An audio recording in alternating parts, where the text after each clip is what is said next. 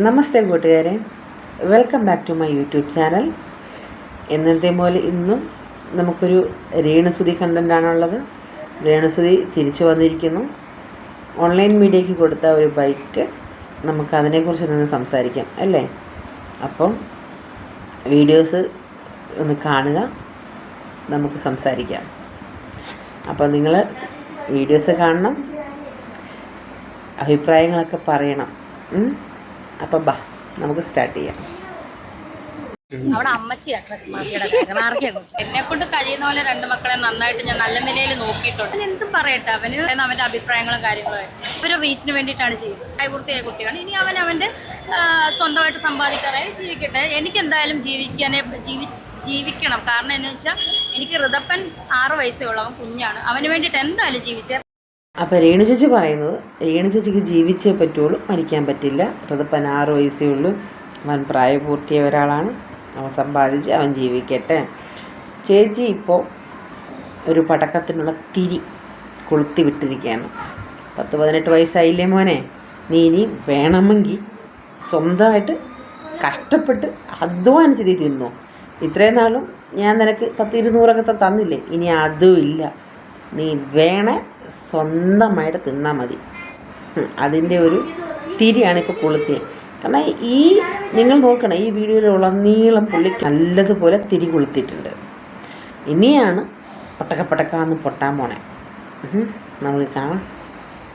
അവൻ പ്രായപൂർത്തി ഒരാളല്ലേ, പിന്നെ എങ്ങനെ അവനെ വേറൊരാളെ ഇൻഫ്ലുവൻസ് ചെയ്യിപ്പിക്കാൻ പറ്റുമോ? അത് നിങ്ങൾ അവനോട് ചോദിക്കേണ്ട ചോദ്യമാണ്. പറയട്ടെ ആരോപണം. അതാ ഞാൻ പറഞ്ഞു, 22 വയസ്സുള്ളൊരു യുവാവല്ലേ അവൻ.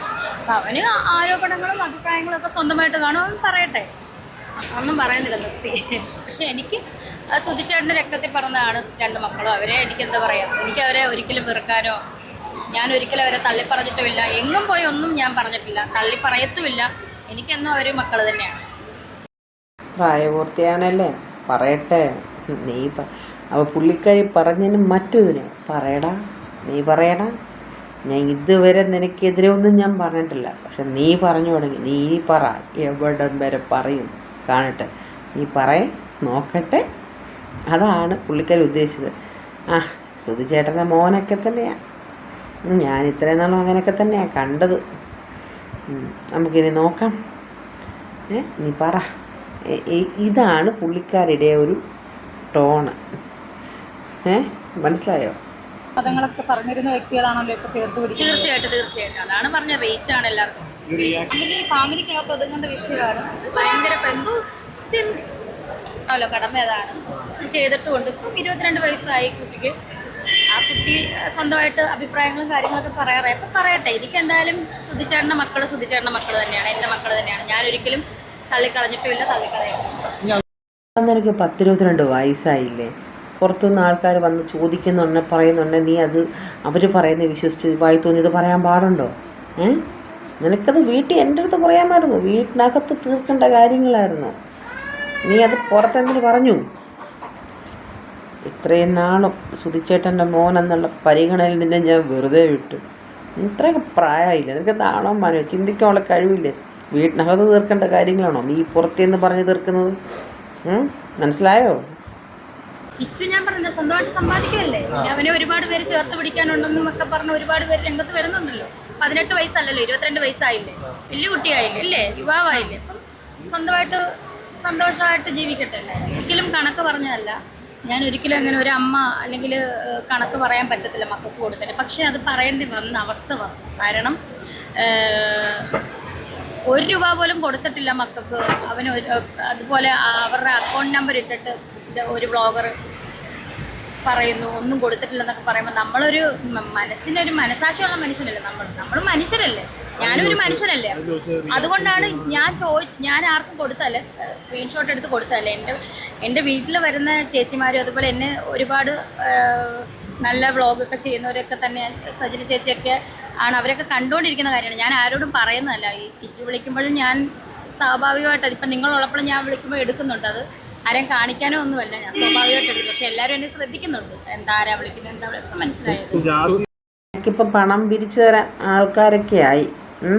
പിന്നെ ഇതൊന്നും ഞാൻ സ്ക്രീൻഷോട്ട് പുറത്ത് വിട്ടതല്ല, എന്നെ സ്നേഹിക്കുന്നവർ പുറത്ത് വിട്ടതാണ്. എൻ്റെ അക്കൗണ്ട് എൻ്റെ സ്റ്റേറ്റ്മെൻറ്റ് ഞാനറിയാതെ എന്നെ സ്നേഹിക്കുന്നവരെടുത്ത് പുറത്ത് വിട്ടതാ. നിനക്ക് ഞാൻ ഒന്നും തരില്ല നീ പറഞ്ഞില്ലേ, എന്നാൽ നിനക്ക് ഞാൻ തരുന്നുണ്ട്, നിറയെ തരുന്നുണ്ട്. ഞാൻ ആർക്കും കൊടുക്കില്ല. എന്നെ സ്നേഹിക്കുന്നവർ അവരെടുത്ത് പുറത്ത് വിട്ടതാ എൻ്റെ പേഴ്സണൽ അക്കൗണ്ട്. ഞാൻ എൻ്റെ പാസ്വേഡ് എടുത്ത് വെച്ച് എൻ്റെ പേഴ്സണൽ അക്കൗണ്ട് അതിൻ്റെ സ്റ്റേറ്റ്മെൻറ്റ് അതറിയോ? 21 വയസ്സായില്ലേടാ, ചിന്തിച്ചൂടെടാ നിനക്ക്? വലിയ വലിയ സെലിബ്രിറ്റികൾ തന്നെ എൻ്റെ അടുത്ത് പറഞ്ഞിട്ടുണ്ട് വിഷമിക്കേണ്ട, എല്ലാം ശരിയാവും എന്നൊക്കെ പറഞ്ഞ് എന്നൊക്കെ എന്നെ ആശ്വസിപ്പിച്ചിട്ടുണ്ട്. കാരണം അത്ര തകർന്നു പോയത്. വലിയ വലിയ സെലിബ്രിറ്റീസ് പോലും എന്നെ വിളിക്കാറുണ്ട്, എന്നെ സപ്പോർട്ട് ചെയ്യാറുണ്ട്, എന്നെ ആശ്വസിപ്പിക്കാറുണ്ട്. അമിതാഭ് ബച്ചൻ, മോഹൻലാൽ, മമ്മൂട്ടി, ഇനിയുണ്ട് ലിസ്റ്റിൽ. സുരേഷ് ഗോപി വരെ എന്നെ വിളിച്ചു. സെലിബ്രിറ്റികൾ എന്നെ വിളിച്ച് ആശ്വസിപ്പിക്കാറുണ്ട്. ഈ ഇടയിൽ കൂടി ഇതെല്ലാം അറിഞ്ഞ് ക്രിക്കറ്റ് താരമായ സഞ്ജു സാംസൺ വരെ എന്നെ വിളിച്ചു. സെലിബ്രിറ്റികളാണോ, വലിയ വലിയ സെലിബ്രിറ്റികൾ എന്നെ വിളിച്ചു ആശ്വസിപ്പിച്ചു. അറിയോടാ നിനക്ക്? അറിയോ? വീഡിയോ ഇട്ടു, അതിനുശേഷം ഒരു ഡാൻസ്, അതാണ് ഏറ്റവും കൂടുതൽ വിമർശനങ്ങൾ. മാനസിക വിഷമമാണ് ഞാൻ അവിടെ കരച്ചിലൂടെ വന്നത്. അപ്പം തന്നെ എന്നെ സ്നേഹിക്കുന്നവരുണ്ട്, രേണു ഇങ്ങനെ കരഞ്ഞിരിക്കാൻ പാടില്ല, നീ നല്ല വീഡിയോ ഇടുക, എൻ്റെ സബ്ബിൽ എന്താ നീ വീഡിയോ സബ്ബിലിടുക. എന്നാലും ഞാൻ സബ്ബിൽ എൻ്റെ മാനസികാവസ്ഥയ്ക്ക് അനുസരിച്ച് ഞാൻ വീഡിയോ ഇടും. അത് കരയുന്ന വീഡിയോ ആവും, ചിലപ്പം ഡാൻസ് വീഡിയോ ആവും. ഞാൻ സബ്ബിലിടുന്ന എടുത്ത് ലോകം മുഴുവൻ പ്രദർശിപ്പിക്കുന്നത്. അതുകൊണ്ട് എനിക്കത് വലിയ സംഭവം. അതുകൊണ്ട് എനിക്ക് നല്ല പ്രമോഷൻ കിട്ടുന്നുള്ള സബ്ബ് കൂടിക്കൊണ്ടിരിക്കുകയാണ്. എനിക്ക് സന്തോഷമേ ഉള്ളൂ. അലക്കിടാം, നീ അലക്കി എൻ്റെ സബ്സ്ക്രിപ്ഷൻ കൂടി വരും. മരിച്ച ദിവസം ഞാനാകുമ്പോൾ ഒരു പച്ചവെള്ളം ഞാൻ ഇറക്കിയിട്ടുള്ള കാര്യം പറഞ്ഞു. പച്ചവെള്ളം കാപ്പിയൊക്കെ തന്നിട്ട് ഞാൻ അതിന് നിനക്ക് മരിച്ച വർഷമോ ഡേറ്റോ സമയമോ കാലമോ കാരണമോ അറിയോ വേണ്ട, ഓർമ്മയുണ്ടോ? കഷ്ടം. 24-ന് ശേഷം വിളിച്ചിട്ടില്ല. അപ്പം പിന്നെ വിളിച്ചിട്ടൊന്നുമില്ല. അതിനു മുമ്പ് ഒരു പക്ഷേ കിച്ചു അമ്മ എനിക്ക് പറ്റിയ തെറ്റാണെന്ന് പറഞ്ഞ് രേണുവിൻ്റെ അടുത്തേക്ക് വന്ന് ചേർത്ത് പിടിക്കുമോ? ഞാൻ പറഞ്ഞില്ലേ, സുധിച്ചേട്ടൻ്റെ മക്കളെ ഞാൻ ഒരിക്കലും തള്ളിക്കളയരുതെന്ന് പറഞ്ഞു. കിച്ചു ആണെങ്കിലും ഋതപ്പനാണെങ്കിലും രണ്ടുപേരും. ഇപ്പം ഋതപ്പം വലുതാകുമ്പോഴത്തേന് എന്തെങ്കിലും പറയുമെന്ന് നമുക്കറിയില്ല, നമുക്കറിയത്തില്ല. മക്കള് ഞാൻ ഒരിക്കലും തള്ളി പറഞ്ഞിട്ടില്ല, തള്ളി പറയത്തില്ല. ഇതാണ് പോയിന്റ്. ഇവള് പറഞ്ഞ ആ ചോദ്യം കേട്ടോ, അവള് പറയിപ്പിച്ച് ചോദിപ്പിക്കുന്ന ചോദ്യമാണ് കേട്ടോ. തെറ്റ് മനസ്സിലാക്കി കിച്ചു തിരിച്ച് വന്നാൽ ഇവള് ചാനലിലൂടെ അവനെ അറിയിക്കുകയാണ്, നീ ചെയ്ത് തെറ്റാണെന്ന് നീ പബ്ലിക്കലി അഡ്മിറ്റ് ചെയ്ത് നീ വാ, എങ്കിൽ മോനെ ഞാൻ ഇവിടെ കൊണ്ട് നിർത്തും, ഇല്ലെങ്കിൽ ഞാൻ കൊളുത്തിയിട്ടേ ഉള്ളൂ, പൊട്ടിക്കും ഞാൻ. ഇതാണ് പോയിന്റ്. ആൾക്കാർ അശട്ടി കറക്കിക്കൊണ്ട് കുത്തിയത് കണ്ടോ? അവൾക്ക് തലമണ്ടയുണ്ടെന്നേ, തലമണ്ട. പ്രഹസനമല്ലെന്നും ഇവിടെ അറിയാവുന്നവർക്കറിയാം പ്രഹസനമല്ലെന്നും. മീഡിയ ഇല്ലാത്തപ്പോഴും വിളിക്കാറുണ്ട്. നമ്മൾ എയർപോർട്ടിൽ നിന്ന് എടുത്ത പിന്നെ ടാറ്റുവിൻ്റെ ഇഷ്യൂ, മോനെ ടാറ്റു അടിച്ചു എന്ന് ചോദിച്ചു. ഞാൻ പറഞ്ഞില്ലേ നമ്മൾ എയർപോർട്ടിൽ നിന്ന് എടുത്ത ആ വീഡിയോസ്, ടാറ്റുവിൻ്റെ ഇഷ്യൂ ഇവരെല്ലാം കൂടി ഒത്തുകളിക്കുകയാണെന്നും എല്ലാം പ്രിപ്പയർഡ് ആണെന്നും മാനിപ്പുലേറ്റഡ് വീഡിയോ ആണെന്നും ഇതിൽ കൂടുതൽ എന്ത് തെളിവാ വേണ്ടേ? ഇത് തന്നെ അവരുടെ വായിന്ന് വീണോ? അപ്പം എപ്പോഴും എവിടെയും സന്തത സഹചാരിയെപ്പോലെ കൂടെയുള്ളവരാണ് ഈ ടീമുകളൊക്കെ. ഇത് തന്നെ സംഭവം കാര്യം കത്തിയോ? ഷെയർ മാർക്കറ്റൊക്കെ ഭയങ്കര ഡൗൺ ആയി, പക്ഷേ രേണുവിൻ്റെ ഗ്രാഫ് ഭയങ്കരമായിട്ട് കയറി. സോഷ്യൽ മീഡിയയിൽ രേണു മാത്രമേ ഉള്ളൂ. എന്താണ് ഇതിനെക്കുറിച്ച് എന്താണ് പറയാനുള്ളത്? Share market down, Renu graph app.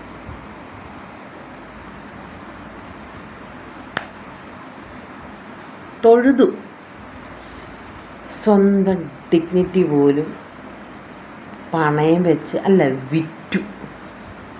Share market എന്ത്? ആ ഷെയർ മാർക്കറ്റും രേണുസുധിയുടെ ഡിഗ്നിറ്റിയും തമ്മിലുള്ള ഒരു കാൽക്കുലേഷൻ. സ്ത്രീക്കൊരു പ്രത്യേകതയുണ്ട്, അതിനൊരു വിലയുണ്ട്. ഇത് സ്ത്രീയുടെ പ്രത്യേകതയും സ്ത്രീയുടെ വിലയും ഇങ്ങനെ കീറിക്കളഞ്ഞു. മാർക്കറ്റ് വാല്യൂ, ഒരു പെണ്ണിൻ്റെ മാർക്കറ്റ് വാല്യൂ എന്നൊക്കെ പറയുമ്പോഴേ ഈ ഇവന്മാരിത് ചോദിക്കുമ്പോൾ അതിൻ്റെ അർത്ഥം പോലും മനസ്സിലാക്കാത്ത, കോമൺ സെൻസ് ഇല്ലാത്ത, വിവരമില്ലാത്തൊരു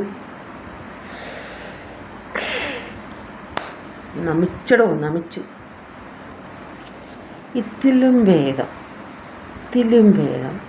തൊഴിലുറപ്പിന് പോകും, തൊഴിലുറപ്പിന് പോവും. അത്യാവശ്യം വിദ്യാഭ്യാസമൊക്കെ ഉണ്ടല്ലോ. അവിടെയാണെങ്കിൽ മറ്റേ എന്തോന്നാ ഒരു ഫോട്ടോ ഒക്കെ എടുക്കുന്നതിന് മറ്റേ അവർ പേര് പറയില്ല, ഞാൻ മറന്നുപോയി. അവർക്കങ്ങാണ്ട് 750 രൂപ പെർ ഡേ കിട്ടുന്നുണ്ട്. അതിനിപ്പോൾ പെണ്ണുങ്ങളെ എങ്ങനെ പറയിപ്പിക്കാതെ പോ 22 വയസ്സുള്ള യുവാവാണ്. അവനിപ്പോൾ സ്വന്തമായിട്ട് അധ്വാനിച്ച് ജീവിക്കാറായി. അപ്പോൾ അവൻ ചെയ്യട്ടെ, അവൻ്റെ അഭിപ്രായങ്ങൾ പറയട്ടെ. എനിക്ക് എന്തായാലും മരിക്കാൻ പറ്റില്ല. എനിക്ക് ഋതുപ്പന് 6 വയസ്സേ ഉള്ളൂ. അവനെ ഒരു 18 വയസ്സ് വരെ എങ്ങനെയൊക്കെ നോക്കി വളർത്തി ഇതുപോലെ വലുതാക്കണം. ഋതുപ്പനെ വളർത്താൻ എൻ്റെ മാർക്കറ്റ് വാല്യൂ തേങ്ങ. ഒരു സ്വന്തം വിലയും നിലയും കൊണ്ടൊന്നിങ്ങനെ ഒഴുക്കി കളയാതെ. നിന്നോട് ചാവണമെന്ന് ആരും പറഞ്ഞിട്ടില്ല, നീ ചാവണം എന്നാരും ആഗ്രഹിക്കുന്നുമില്ല.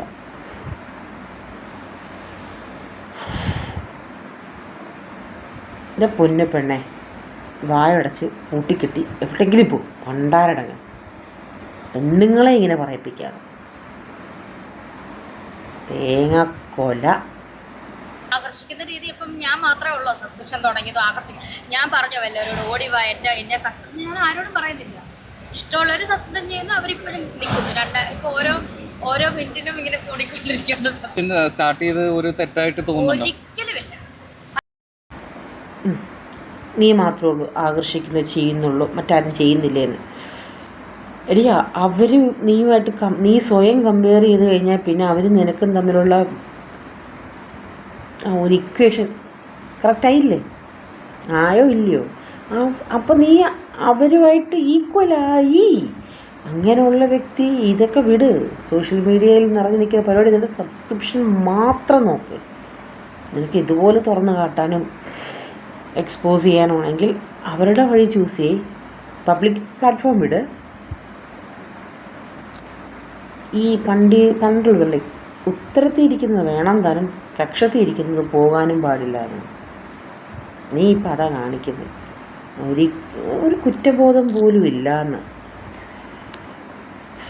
നീ എന്തൊരു പെണ്ണാടി? കുറ്റബോധമൊക്കെ വരുന്നൊരു സമയമുണ്ടടി കേട്ടോ. എനിക്ക് കുറ്റബോധം തോന്നുന്നൊരു സമയം വരും. അന്നേരം ഈ ഓൺലൈൻ മീഡിയാസ് ഒന്നും വന്ന് മുന്നിൽ നിൽക്കത്തില്ല. അന്നേരം ഒരു പട്ടിയും കാണുകയില്ല. ഞാൻ വെറുതെ പറയുന്നതല്ല കേട്ടോ. ഒരു പട്ടിയെ നിനക്ക് നന്നായിട്ട് അറിയുകയും ചെയ്യാം. പക്ഷെ അന്നേരം നീ ഈ സമ്പാദിക്കുന്ന പൈസ ഉണ്ടല്ലോ, അതുപോലും തുണയാകില്ല. ഏതെങ്കിലും ഒരു കാര്യത്തിൽ മുറുക്ക പിടിച്ച് അവിടെ ജീവിക്കുക. ഒന്നെങ്കിൽ സബ് ആ വഴി. സബ് എന്ന് പറയുമ്പോൾ ആ വഴി മാത്രമല്ല കേട്ടോ, നല്ല രീതിയിൽ സബ്സ്ക്രിപ്ഷൻ ചെയ്ത് മുന്നോട്ട് പോകാൻ പറ്റും. നിനക്കത് പറ്റില്ല, നിനക്ക് ഇച്ചിരി എക്സ്പോസൊക്കെയാണ് വേണ്ടതെങ്കിൽ നീ ആ വഴി പോകും. അപ്പം ഇതേപോലെ സോഷ്യൽ മീഡിയ പ്ലാറ്റ്ഫോം വിട്. ഞാൻ ഉപദേശിക്കാനാണെന്നുമല്ല, എന്നാലും ഞാൻ പറയുക, ലിമിറ്റുണ്ടടേ എല്ലാത്തിനും. ഓർത്ത് വെച്ചോ. നീ നിനക്കുള്ളത് കാലം കരുതി വെച്ചിട്ടുണ്ട്, നോക്കിക്കോ. എന്നോട് നേരിട്ട് എപ്പോഴെങ്കിലും പറഞ്ഞിട്ടുണ്ടോ ഇങ്ങനെ ഉപയോഗിച്ചിട്ടുണ്ടെന്ന്? ഇല്ല. ചൂനെ അവിടെ കംഫർട്ടബിൾ അല്ലാത്തത് കൊണ്ടാണ് കൊല്ലത്തെ വീട്ടിലേക്ക് പോയതെന്ന് പറയുന്നത്. എനിക്കറിയില്ല, അത് കിച്ചുവിനല്ലേ ചേട്ടാ, എനിക്കറിയുണ്ട്. സ്കൂളിൽ പോകണം, സുചേട്ടായ ഷൂട്ടിന് കൊണ്ടുപോകരുത്, സ്കൂളിൽ വിടണം അന്ന് കൊച്ചല്ലേ, അപ്പോൾ അങ്ങനെ വഴക്ക് പറഞ്ഞിട്ടുണ്ട്. അല്ലാതെ എന്താ വഴക്ക് പറഞ്ഞാൽ വിദ്യാഭ്യാസം ഒരു മക്കളെപ്പോഴും വിദ്യാഭ്യാസം കൊടുക്കാനല്ലേ എല്ലാ പേരൻസും പറയുന്നത്. അങ്ങനെ ഞാൻ വഴക്ക് പറഞ്ഞിട്ടുണ്ട്. സ്കൂളിൽ പോകണം എന്ന് പറഞ്ഞ് സുധിച്ചേട്ടനോട് വഴക്ക് പറഞ്ഞിട്ടുണ്ട്. കിച്ചുനോടല്ല, സുധിച്ചേട്ടനോട് വഴക്ക് പറഞ്ഞിട്ടുണ്ട്. സുധിച്ചേട്ടൻ ഷൂട്ടിന് കൊണ്ടുപോകണ്ട, അങ്ങനെ ഒരു പോയിന്റ് എന്തോ പറഞ്ഞായിരുന്നു. സുധിച്ചേട്ടൻ ഷൂട്ടിന് വിദ്യാഭ്യാസത്തിന് ഇമ്പോർട്ടൻസും അതിൻ്റെ വിലയും നിനക്ക് അറിയാമായിരുന്നുവെങ്കിൽ രേണു നീ സബ് തുടങ്ങിയില്ലായിരുന്നു. അല്ല, തുടങ്ങുന്നതിന് കുഴപ്പം ഞാൻ പറയുന്നില്ല, പക്ഷെ നിൻ്റെ ഈ തരം സബ് നീ തുടങ്ങില്ലായിരുന്നു. കേട്ടല്ലോ. പിന്നെ വെളുപ്പിക്കുന്നതിനൊരു പരിധിയുണ്ട്. നീ ഇതിപ്പം നിന്നെ വെളുപ്പിക്കുക. ഇത് കിച്ചു പറഞ്ഞതിൽ എന്തെങ്കിലും ശരിയുണ്ടോ തെറ്റുണ്ടോ, കിച്ചുവിനെ കള്ളനാക്കിക്കൊണ്ടുള്ളതിൻ്റെ ഈ സംസാരത്തിൽ ആറ് പക്ഷം ചേരണോ എന്നുള്ളത് ശുദ്ധി ജീവിച്ചിരിപ്പുണ്ടായിരുന്നേ കാണിച്ചു തന്നതിനായിരുന്നു. പുള്ളി മരിച്ചുപോയി. ആ സ്ഥിതിക്ക് നീ ഏത് രീതിയിൽ കാര്യങ്ങൾ വളച്ചൊടിക്കാം എന്ന് നിനക്കറിയാം. കിച്ചുവിനെ കള്ളനാക്കണം, നേരെയാക്കണം, എന്താക്കണം എന്നുള്ളത് നിനക്ക് കൃത്യമായിട്ടറിയാം. അതാണ് നീ ഇപ്പം ചെയ്തത്. അതിൻ്റെ ഇടയ്ക്ക് നീ വിദ്യാഭ്യാസത്തിനെ വലിച്ചിഴക്കൽ, അതിൻ്റെ വിദ്യയുടെ അർത്ഥം പുലർത്താൻ നീ കേട്ടോ. നിൻ്റെ നാവിനെ തുമ്പത്തൂന്ന് വീഴുന്നത് വിദ്യാഭ്യാസമുള്ളൊരു വ്യക്തിയാണെങ്കിൽ അവളുടെ അമ്മയാ എന്ന് നീ പറയില്ല. അപ്പം അതിനുള്ള മറുപടി മാന്യമായി കൊടുത്തേ. ഒരാണിൻ്റെ ആയിക്കോട്ടെ പെണ്ണിൻ്റെ ആയിക്കോട്ടെ അമ്മയ്ക്കും അപ്പനെ വിളിക്കില്ല. വിദ്യാഭ്യാസമുള്ളൊരു വ്യക്തിയാണെങ്കിൽ, പ്രത്യേകിച്ച് പബ്ലിക് പ്ലാറ്റ്ഫോമിൽ വന്നിട്ട്. അപ്പം നിനക്ക് ചേരുന്ന പണിയല്ല നീ ഇപ്പം പറഞ്ഞു കേട്ടോ. ഇന്ന് ഈ നിമിഷം വരെ ഞാൻ തല്ലിട്ടില്ല, ഋതപ്പനെയും തല്ലിയിട്ടില്ല, ഞാൻ ആരും തല്ലിയിട്ടില്ല. അങ്ങനെ ഞാൻ തല്ലിയിട്ടില്ല. എന്നെപ്പറ്റി ഒരു നെഗറ്റീവ് ആരും ഇന്നുവരെ പറഞ്ഞിട്ടില്ല. കാരണം അയ്യോ അവിടെയൊക്കെ വരുന്നൊരു ദൈവമേ ഈ കൊച്ചിനെയാണോ ഈ കിടന്ന് ഈ സോഷ്യൽ മീഡിയ ആൾക്കാരും അല്ലേ ഈ കിടന്ന് തെറി വിളിക്കുന്നതെന്നേ അവർ പറഞ്ഞിട്ടുള്ളൂ. എൻ്റെ സംസാര രീതിയാണ് എന്താണെന്ന് എനിക്കറിയാം. എന്തായാലും വിവാദങ്ങൾ നടന്നുകൊണ്ടിരിക്കും. എനിക്ക് എൻ്റെ സബ്സ്ക്രിപ്ഷൻ എനിക്ക് എന്തായാലും നിർത്താൻ പറ്റത്തില്ല. ഞാൻ എന്തായാലും നീ പാവങ്ങളെ എന്ത് വിളിക്കണം? പാവങ്ങൾ എന്ത് വിളിക്കണം? എൻ്റെ എങ്ങാണ് അനിയത്തി ആയിരുന്നെങ്കിൽ ഉണ്ടല്ലോ മോളെ, ഒരച്ചാൽ ഞാൻ ഭിത്തിയിലിട്ട് നിന്നെ. നീ നിർത്തണ്ടടി സബ്സ്ക്രിപ്ഷൻ, നീ നിർത്തണ്ട. ആര് പറഞ്ഞു? ഇവിടെ കുറേ ഞരമ്പ് പൊട്ടിയ കുറേ ടീമുകളുണ്ട്, ഇഷ്ടം പോലെ ഉണ്ട്. നീ ഇപ്പോൾ 1000 രൂപയാക്കിയാലും വന്ന് കാണാൻ ഇഷ്ടം പോലെ ടീമുണ്ട് കേട്ടോ. നിർത്തരുത് കൊണ്ട് കാശ് കണ്ട ആരാണെന്ന് പോവാത്ത ഇതിലും കൂടുതൽ കിട്ടും. നീ അങ്ങോട്ടിയല്ലേ. എന്നെ ഉണ്ടല്ലോ ഒന്നും ഞാൻ പറയാനാളില്ല. അപ്പോൾ പിന്നെ എൻ്റെ കൂട്ടുകാരെ ഇവക്കുള്ള മറുപടി നിങ്ങൾ കൊടുക്കുക. എനിക്കിത്രേ ഉള്ളൂ. എനിക്കിതിൽ കൂടുതലൊന്നും കൊടുക്കാൻ യാതൊരു വിധത്തിലുള്ള അനുവദിക്കുന്നില്ല, എൻ്റെ നാവ് അനുവദിക്കുന്നില്ല. അപ്പം ഇവക്കുള്ള മറുപടി നിങ്ങൾ കൊടുക്കുക. അപ്പോൾ ഈ വീഡിയോ ഇഷ്ടപ്പെട്ട സബ് ചെയ്യാനും സപ്പോർട്ട് ചെയ്യാനും ഒക്കെ ഒന്നും മറക്കരുത്. ഓക്കെ, ലൈക്ക് ചെയ്യണം. നിങ്ങളുടെ ഓരോ സപ്പോർട്ടാണ് ഇനി എൻ്റെ ഉള്ള ഓരോ വീഡിയോകളും മുന്നോട്ടുള്ള യാത്രയ്ക്കും പ്രചോദനമാകുന്നത്. അപ്പം എല്ലാവരും സപ്പോർട്ട് ചെയ്യുന്നുള്ള വിശ്വാസത്തോടു കൂടി അപ്പോൾ ഇന്നത്തെ വീഡിയോ ഇവിടെ നിന്ന് അവസാനിപ്പിച്ചുകൊണ്ട് നന്ദി.